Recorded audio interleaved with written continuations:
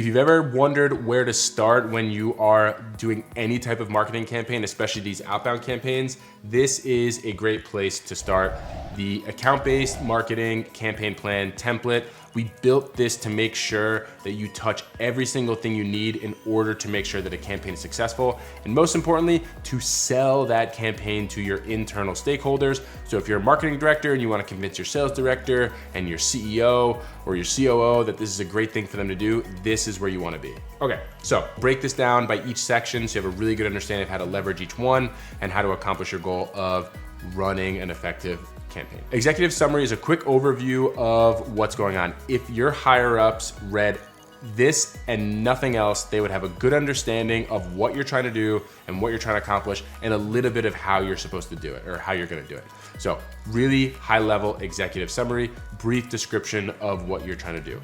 The next thing they would read would be your objective or goal. This needs to be a very specific goal for this campaign. Usually it's some type of client acquisition or market penetration or conversion, right? Something that's very specific. You do want it measurable, create a very specific goal. The next thing that you're gonna do is talk about your audience. Most important thing in any marketing initiative is who you are going after. And this is a great way to break it down.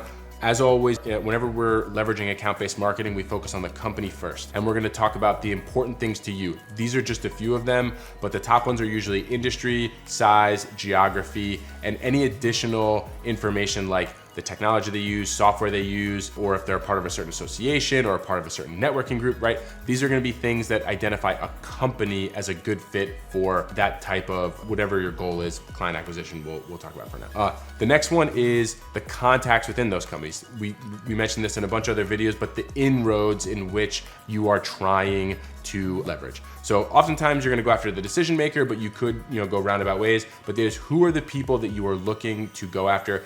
If you're going after more than one person within these companies, you're gonna wanna break those out. Titles, responsibilities, seniority, geography, years of experience are all things that you should consider when you're breaking down these contacts. You could do, there's many other ways that you can break down who a good contact is at a company, but these are some core ones. And these are kind of like that objective data. The next would be persona. So things that they are interested in, associations that they're a part of, and then even things like their interests or influencers they like, right? It's much easier, if you're going after a particular audience, and you can niche them down to people that follow a particular influencer online, you can leverage that in your outreach and it can be very impactful. I'll give you an example.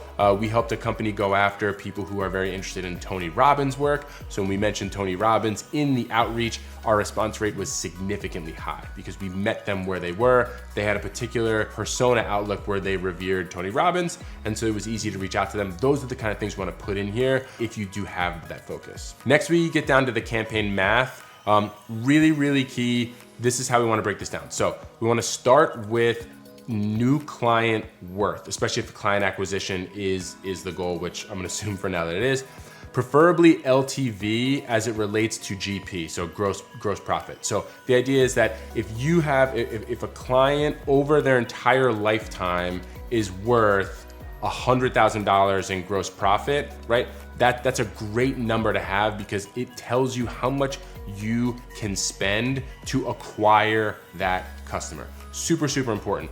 Most people have about a 10-to-1 ratio and are very comfortable with that. So if they can make $10 on a client, they're willing to spend $1 to acquire them. That's a pretty safe number and most people are usually pretty happy with that. So it's a solid marketing budget for how you can think about the revenue metrics. So really important. So let's say, and these are just some examples, let's say a client is worth 100 grand in GP over the lifetime that they'll be with you. You want this campaign to bring in 3 new clients. Let's say your expected win rate is about 1%, right? So you're gonna need to reach out to 300 accounts in order to win 1%, which is 3, in order to get 3 clients at a 1% win rate, you'll need 300 accounts. I always push my target accounts that I'm gonna put in the campaign as higher than the math that I need, right?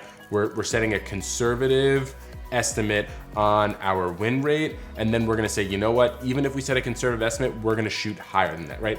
If you're a marketing director and you're trying to sell this to your higher ups, if they look at that expected win rate and say 1% that we should hit that, we need 300, let's go for 500, they're gonna feel very comfortable about that approach. The expenditure metrics, super, super important. So max target customer acquisition cost, we're saying is 10K. Like I said, about 10% is a good spot to be in from the LTV.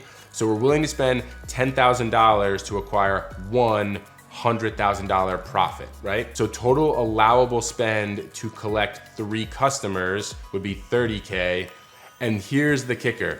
I wanna spend $5,000, right? So as a higher up, you see, man, we're willing to spend 10 per customer. We're willing to spend 30 for this overall campaign to collect 3 customers. Marketing director's only asking for 5, no brainer, right? So these are the kind of things that you wanna do to set yourself up to get your project approved, right? Really, really key. This is also a really great avenue to go down if you are the executive, if you're the one running it, to understand why spending a certain amount of money to collect to collect a certain number of clients is really, really worth it. So it's a great way to sell to your higher ups. What do we expect to learn? Probably the most important section in here.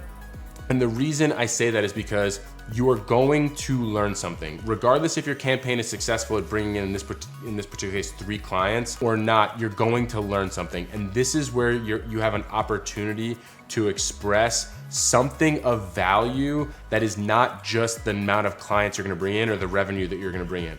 So you could say things like, so let's say you wanna collect 3 new clients in a new vertical or space you've never sold before, right? One of the things that you're gonna try and learn are the needs of this new market, right? So you're gonna say something like, we wanna understand the needs for our product within this particular market. And one of the things you can easily justify here is, what is the value of that information, right?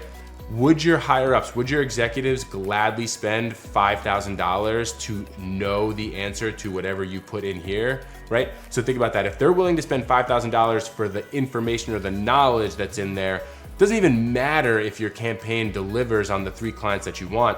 You have expressed a willingness to learn, and the information is worth more than you're gonna spend to acquire customers. So if you acquire just 1 customer with that $5,000 spend and learn the things you need to learn, you're already way above where you need to be to justify your efforts here, right?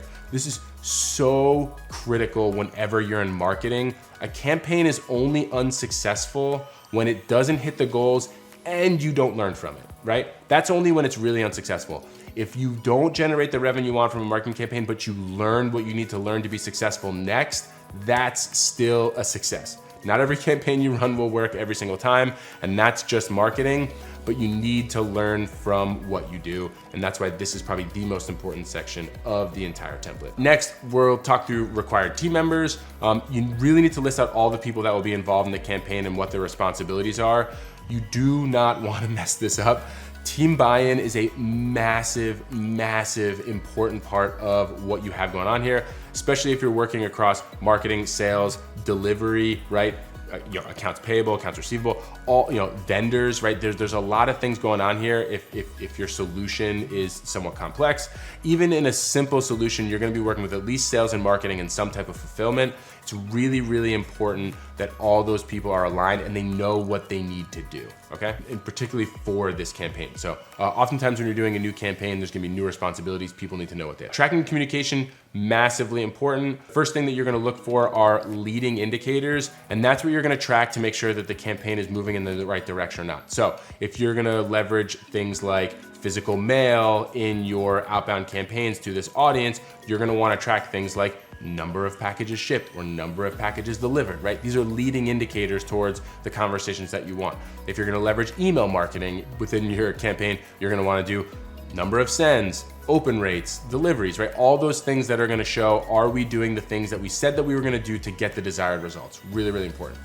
You're gonna talk about things like, how often will we review it? Are we doing this every week? Are we doing it bi-weekly? Doing it every month? Whatever that is. And then how you review it. What kind of dashboard or report or presentation, who's gonna give it, right? Number of accounts that you've reached out to, number of accounts that are in a different stage of the pipeline. These are all things that you wanna iron out before you start the campaign. The next thing you're gonna iron out is all the technology that you need. You may have your entire tech stack that you need currently within your organization, and you may not have it all within there. You need to iron out, this is what we have already that we're gonna leverage, and this is what we don't have that we're gonna need. That's part of the expenditures, but it's really, really important that you iron out all the things that are in there, especially as you review with key stakeholders. They're gonna come up with things and question you on stuff that's really, really important. Next, you're gonna go over the campaign touch points. Here are some examples of ones, physical mail, email, LinkedIn messaging, phone calls. These are all the things that are actually gonna happen, right? The activity in which you're gonna reach out to your potential customers so that everyone is really familiar with how your potential customers are actually going to be touched, right? Really important. You may have people on your team that are very interested in avoiding some of these, so we want to make sure that it's really clear how they are going to be interacted with. The next is timeline. I'm a big fan of having a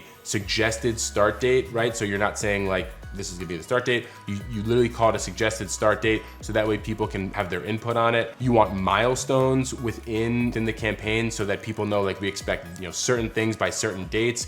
It just makes sure that everyone's on the same page. Marketing takes a while, especially if you have a long sales cycle. You could be spending 80% of your time, effort, and energy within the first month of the campaign and then waiting to see results. You want to set your milestones in a way that people understand we are doing the things we said we were going to do, and we are tracking those results closely. This is our expectation. This is our reality.